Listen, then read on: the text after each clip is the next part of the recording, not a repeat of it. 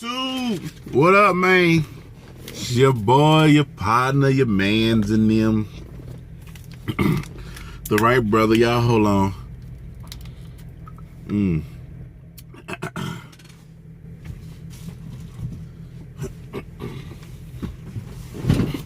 Alright, but things have changed, man. Overnight things have changed. I'm realizing my stamina ain't where it's supposed to be, so I gotta get out here and drive. I might have to start taking stimulants like coffee and 5-hour energy in order to kind of get my stamina back to where it's supposed to be. ASAP. ASAP. Y'all wonder what I'm doing? Coconut oil. Putting it on my hands so my knuckles don't be all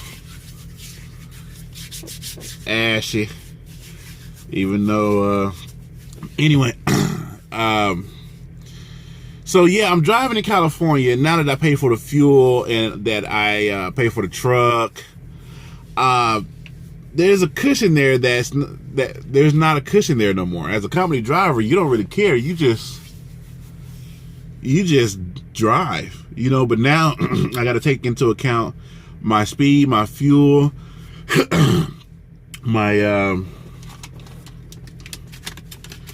goddamn everything now has to be taken into account. Let me tell you, okay, I'm gonna go ahead and give you one of the funniest things that that dawned on me. I was fueling for the first time, right? Fueling for the first time. Again, y'all excuse me, I'm just waking up, so I'm doing, you know, there's like a little routine I gotta do. I gotta drink some water because my throat is usually a little bit scratchy. I've had valley fever, so me being out here in Arizona is not the business. This is where I think I got it from. That's a whole nother story. I'm at the fuel island. Now, here's what I usually do when I was a company driver at the fuel island. I would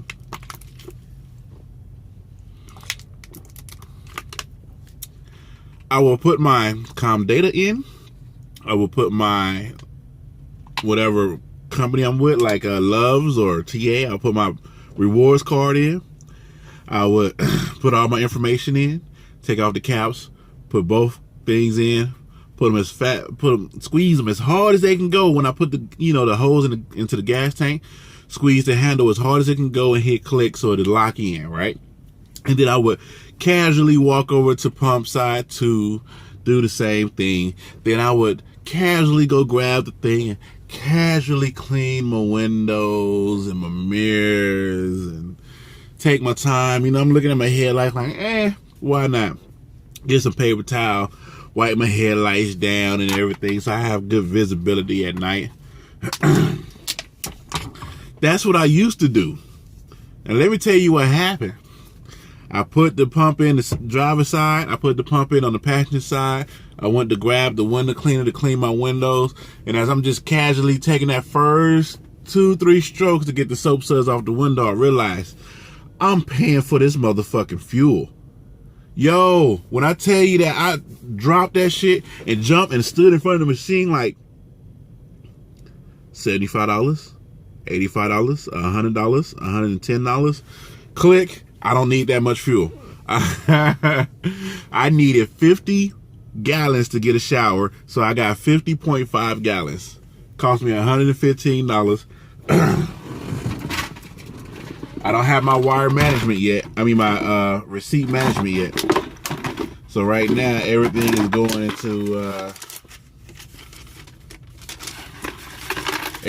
into this bucket until I get me some Tupperware tops so I can just stuff the fuel receipts in one. And so yep, I got for $115 I got because fuel right there, which was still high, was $2.09 a gallon, which is high, but because it's right over the California border, it's technically cheaper than California. You know, now I'm over here where fuel is like $1.73. Where am I at? Right outside. I want to say I'm right outside of Phoenix, and gas or fuel is a lot cheaper. But and then when I got my fuel and I got my 50.5 gallons, I went ahead and parked. Now, once you become a driver, Most people, like, well, at least for me, I always look at the parking lot and make sure I park where people can't block me in. What I mean by that, I try to park where I can pull straight out and go instead of straight out and turn, because if there's a wall or something right there, if that truck stop get packed, people are going to park beside that wall. You're going to get stuck. You're going to have to go wake people up, and it's going to be, somewhat of a hassle. They got to move and all this stuff. So I always plan when I'm shutting down for 10 to try to park somewhere where I know trucks is not going to block other trucks in. I'm pretty sure you can probably find some on YouTube about it, but I guess I'll do one if I go to a truck stop again. I'll turn the camera on so y'all can get an idea of what I'm talking about. But yeah, so I get my spot and I close my curtains. I'll get my stuff ready to take a shower. But then what I didn't realize, I did realize, and it made me nervous, is that when I parked, there was wide open spaces where people could park on the left and the right. There was 4 lanes, but I parked next to this particular dude.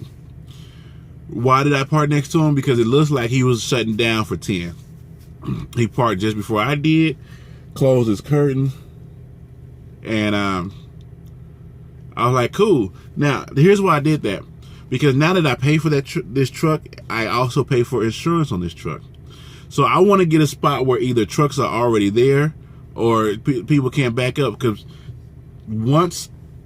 if I back up and there's a spot on the left of me and a spot on the right of me, that's double the chances that somebody have to hit my truck backing up to get into those spots. You get what I'm saying? So I park, I go take a shower, I come back, the dude is gone. So now there's a space to the left of me, space to the right of me. And people are, next thing I know, I started seeing people backing up, and I started getting nervous. You know what I'm saying? Like, as a company driver, I have the curtains closed, I'm watching YouTube, I'm not caring.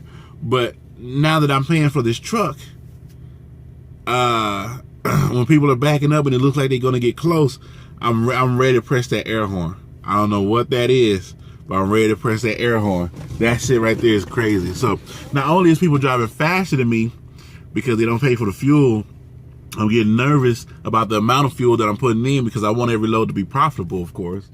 At the truck stops, I'm getting a little nervous when people backing up. So I'm gonna try to back up where trucks can't block me, and I'm gonna try to back up where, when I pick my spot, cross my fingers that I get into a spot where people are not moving. Like, they shutting down for 10 and I got there 20 minutes after they done parked or something. Because it had to be at least 5-6 trucks that backed in next to me. And I was so nervous on every go round when somebody was backing up. And this is something I got to get used to. Got to get my stamina back up, because I can't have this driving 4 hours, sleeping 4 hours shit. I don't know what that's about with my body. So I'm gonna have to start pushing myself. But again, this is my first. I'm on my second. Well, technically, I'm on my first load for the company, and my first load going back OTR.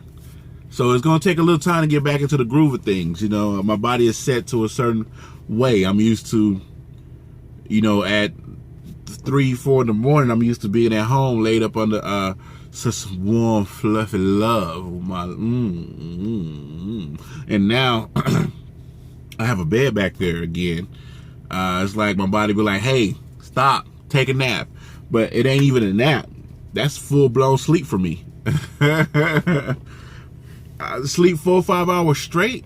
Like, not even caring, just 4 or 5 hours straight. And I wake up, and I don't even wake up with urgency like, oh shit, I overslept. No, I wake up like, okay, what I gotta do? And then I realize, oh man, I could have had picked this load up at 2 in the morning,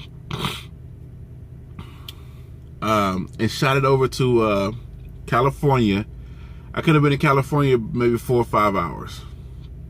I'm gonna say about 5 hours at the max. Still would have had 2 hours and some change on my clock. And I could have been over there. I could have shut down, then woke back up and took another load for today somewhere else. So that means I would have took hopefully two loads in one day, and would have been, straight. Would have been straight. But nah. Now I got to sit here and do an 8-2 split. I got to call them to get some stuff taken care of. And well, yeah, that's what's going on with me now. Just wanted to give y'all a quick video about what's going on. It's a mess. It's a mess. But and then I gotta learn the quirks of the company. So if anybody's coming over here to Interstate Distributor, it's basically like any other company. You need to always be a savage with that empty. Get your empty. Whenever you drop a load, you drop a hook or whatever, get your empty. Find a empty ASAP. That's how you're gonna make money. That's how it was with Swift. Find an empty ASAP. All right. I don't even know if I was looking at y'all the whole video. I'm still just waking up. But find an empty ASAP.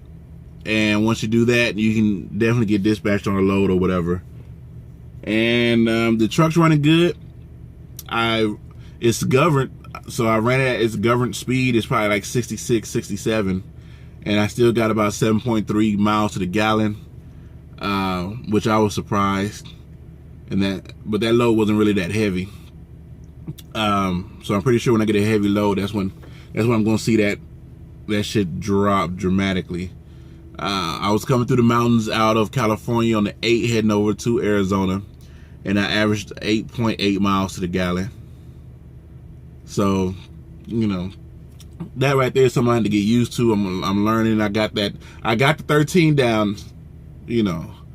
Saray, I got it. No problem. I'm even floating the 13 there. I know how she feel when she go in them highs and lows. So, yeah, it's a good deal. It's a good feeling. Yeah, this is what I see right now. I'm just thinking, if this was Swift, man, it would have been trailers all over here. Probably would have got blocked in. Look how long that hood is. Look how long that hood is right there. She dusty though. That's the thing. I'm having all this chrome in here. So this is what I did with my Qualcomm, because they didn't screw it on. I just boom. Put some my bed all messed up. Fitted sheet can't stay on for some reason. Water bottles, people. Lots of water. But anyway, that's that. It's your boy, the Right Brother. I'm sure I'll find something else to complain about here in a minute. It's not on their side, it's on my side. I need to, come on, man, I need to get it right. You know what? I need to get it right. I'm just leaving money on the board, and I can't be doing that. So, all right, I'll holler at you. Peace.